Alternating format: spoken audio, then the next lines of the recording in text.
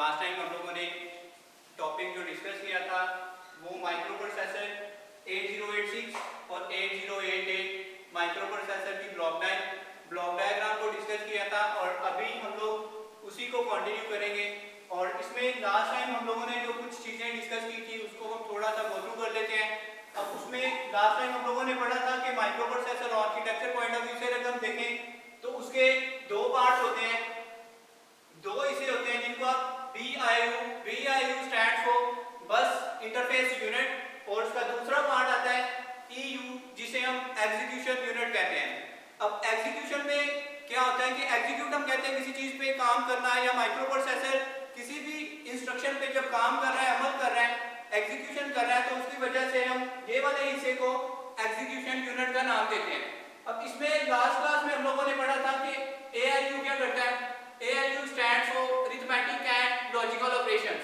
इसमें जितने arithmetic operations हैं लाइक एडिशन है, सबट्रैक्शन है, डिवीजन और मल्टीप्लिकेशन, इसके अलावा जितने लॉजिक ऑपरेशंस हैं, आपने लॉजिकली गेट्स को भी देखा कि एंड गेट लॉजिकली क्या काम करता है या और गेट लॉजिकली क्या काम करता है। तो इसमें इंस्ट्रक्शन के अंदर आपके पास एंड ऑपरेशंस भी होंगे, और ऑपरेशंस भी होंगे, नॉट ऑपरेशंस भी होंगे। अब उन सारे लॉजिक को यूज करते हुए जितने ऑपरेशंस आते हैं वो सारे के सारे इस हिस्से ने परफॉर्म करने होते हैं। और इसके अलावा हमारे पास आ जाते हैं ऑपकोड्स। लास्ट क्लास में हम लोगों ने बात की थी कोई भी इंस्ट्रक्शन दो हिस्सों में मुश्तमिल होती है। एक उसका ऑपकोड जिसको हम ऑपरेशन कोड कहते हैं, ये मुख्तलिफ वर्ड्स के निमोनिक्स हम लोग यूज करते हैं। लाइक हम लोग एक वर्ड मूव लिखते हैं तो प्रॉपर वर्ड आपका मूव है, लेकिन आप उसकी जगह पे इंस्ट्रक्शन में जब लिखते हो तो MOV शो करते हो, तो इसको आप ऑपकोड या उसका ऑपरेशन कोड कहते हो। और इसके अंदर इसके निमोनिक्स यूज किए जाते हैं, उसकी जो शॉर्ट फॉर्म यूज की जाती है किसी वर्ड की, उसे आप उसका निमोनिक के नाम से जानते हो। अब उसके बाद हम लोगों ने डिस्कस किया था फ्लैग्स के। फ्लैग्स क्या होती हैं हमारे पास, इसमें माइक्रो प्रोसेसर के अंदर 16 बिट का एक रजिस्टर होता है जिसमें 9 मुख्तलिफ तरह की फ्लैग्स होती हैं जो माइक्रो प्रोसेसर की एग्जीक्यूशन के दौरान मुख्तलिफ हालतों को जाहिर करता है। लाइक जैसे हम लोगों ने ओवरफ्लो फ्लैग पढ़ी थी, ट्रैप फ्लैग पढ़ी थी, प्रायोरिटी फ्लैग पढ़ी थी, उसके बाद हम लोगों ने जीरो फ्लैग पढ़ी थी, एक्सिलरी फ्लैग को डिस्कस किया था। तो फ्लैग रजिस्टर 16 बिट का रजिस्टर है जिसके अंदर आपके पास 9 मुख्तलिफ फ्लैग्स होती हैं और इसमें 9 फ्लैग्स वाली बिट आ गई और बाकी जो 16 बिट के रजिस्टर के अंदर बाकी बिट्स जो बचती हैं उनको डोंट केयर स्टेट में रखा जाता है। अब उसके अलावा हमारे पास कंट्रोल सिस्टम के अंदर हम लोगों ने बस सिस्टम को डिस्कस किया था। बस सिस्टम में क्या है, आपके पास 3 बसेस हम लोगों ने डिस्कस की थी, डेटा बस, एड्रेस बस और कंट्रोल बस। उसके बाद हम लोगों ने इंस्ट्रक्शन क्यू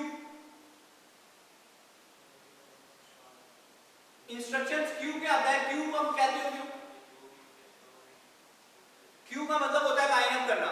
तो इंस्ट्रक्शंस को आप ऑर्डर कर लेते हो, मतलब आप उनको FIFO के असूल पे, FIFO हम कहते हैं फर्स्ट इन फर्स्ट आउट, एक टर्म आप यूज करते हो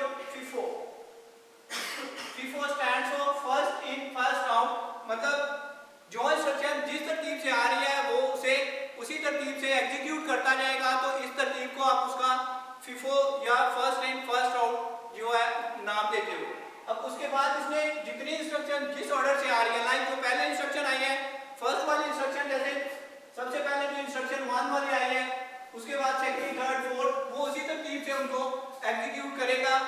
लेकिन अगर आप इंस्ट्रक्शंस के अंदर जंप वगैरह या रोटेट शिफ्ट की इंस्ट्रक्शंस को यूज करते हो तो वो प्रोग्राम का जो ऑर्डर है उसको चेंज कर देते हैं।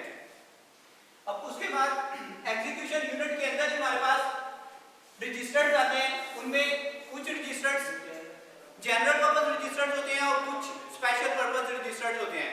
जैसे हमारे पास कुछ जनरल पर्पस रजिस्टर्स जो हैं, जनरल पर्पस रजिस्टर्स में AX जिसे आप अक्यूमुलेटर रजिस्टर के नाम से जानते हो।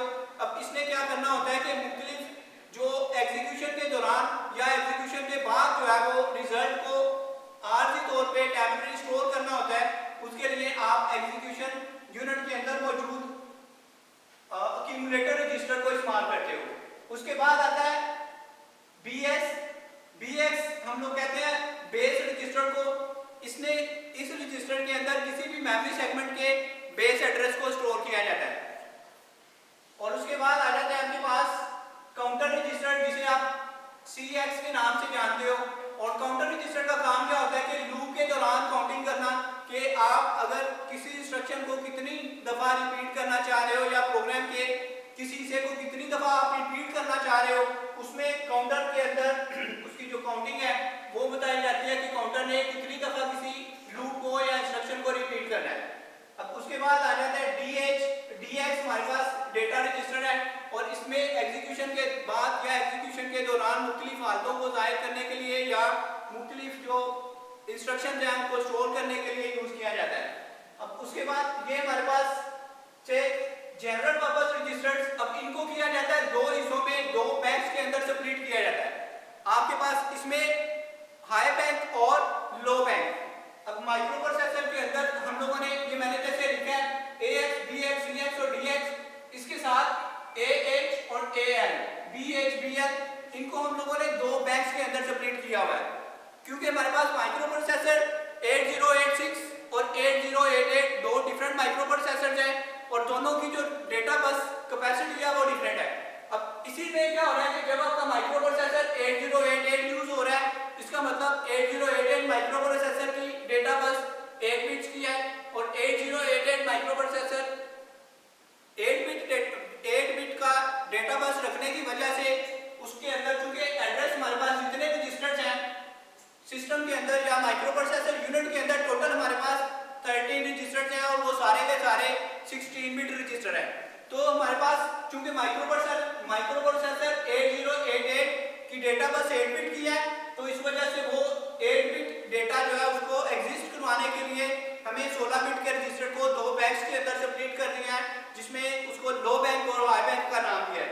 मतलब इसमें देखोगे आपके पास AX रजिस्टर को भी दो हिस्सों में AL और AH के अंदर हाई अक्यूमुलेटर रजिस्टर का हाई बैंक, AH और अक्यूमुलेटर रजिस्टर का लो बैंक जिसे हम AL कहते हैं।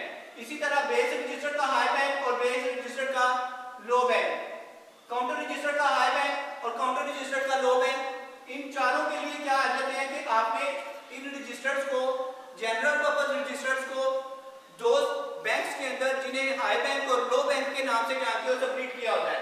उसके बाद हमारे पास कुछ स्पेशल पर्पस रजिस्टर्स आते हैं जिन्हें आप SP stands for stack pointer, base pointer, source index और डेस्टिनेशन इंडेक्स। अब इसमें इनको स्पेशल पर्पस रजिस्टर्स क्यों कहते हैं? क्योंकि ये स्पेसिफिक पर्पस के लिए यूज हो रहे होते हैं। तो अभी हम इनकी डिटेल एक स्पेसिफिक, क्योंकि ये एक अलग से टॉपिक है, तो इसके लिए हम लोग स्पेशल पर्पस रजिस्टर्स को एक पूरा टॉपिक हम लोग नेक्स्ट लेक्चर्स के अंदर इसका एक पूरा टॉपिक डिस्कस करेंगे या एक पूरा लेक्चर उसका होगा। अब उसके बाद हमारे पास आ जाता है इंस्ट्रक्शन क्यू हो गया, उसके बाद सेगमेंट रजिस्टर्स आते हैं। सेगमेंट में हमारे पास मेमोरी को हम लोग जैसे कहते हैं कि मेमोरी हमारे पास मेमोरी के पेज को आपने मुख्तलिफ हिस्सों के अंदर स्प्लिट किया होता है, जिसे हम नाम दे देते हैं सेगमेंट्स का, या सेगमेंटाइज मेमोरी को सेगमेंटाइज करना। तो इसमें आप मेमोरी को 4 डिफरेंट पार्ट्स के अंदर स्प्लिट कर देते हो, जिसे हम जैसे code segment, data segment, extra segment, CS code segment, ES extra segment, DS data segment, और उसके बाद आ जाता है हमारे पास SS स्ट्रैक सेगमेंट। अब SS क्या होता है? स्ट्रैक सेगमेंट। अब मेमोरी में एक स्पेसिफिक हिस्सा होता है या मेमोरी की एक स्पेसिफिक पार्टीशन जिसे आप SS के नाम से जानते हो, जिसे हम स्ट्रैक सेगमेंट कहते हैं। अब इसमें होता है ऐसे क्या है कि जैसे ही ये इंटरप्ट पुश और पॉप दो इंस्ट्रक्शन यूज होती है माइक्रो प्रोसेसर के अंदर। अब पुश और पॉप इंस्ट्रक्शन में ऐसे क्या होता है कि जैसे ही कोई भी इंटरप्ट आती है तो माइक्रो प्रोसेसर जिस इंस्ट्रक्शन को एग्जीक्यूट कर रहा होता है उसको सेम टाइम पे एग्जीक्यूशन को रोक देता है, और जो इंस्ट्रक्शन एग्जीक्यूट हो रही होती है उसको स्ट्रैक मेमोरी के अंदर उसको पुश कर दिया जाता है। मतलब उसको स्ट्रैक पे फेंक देता है, जो मेमोरी का सेगमेंट है जिसे हम SS के नाम से जानते हैं, स्ट्रैक सेगमेंट जिसे हम कह रहे हैं,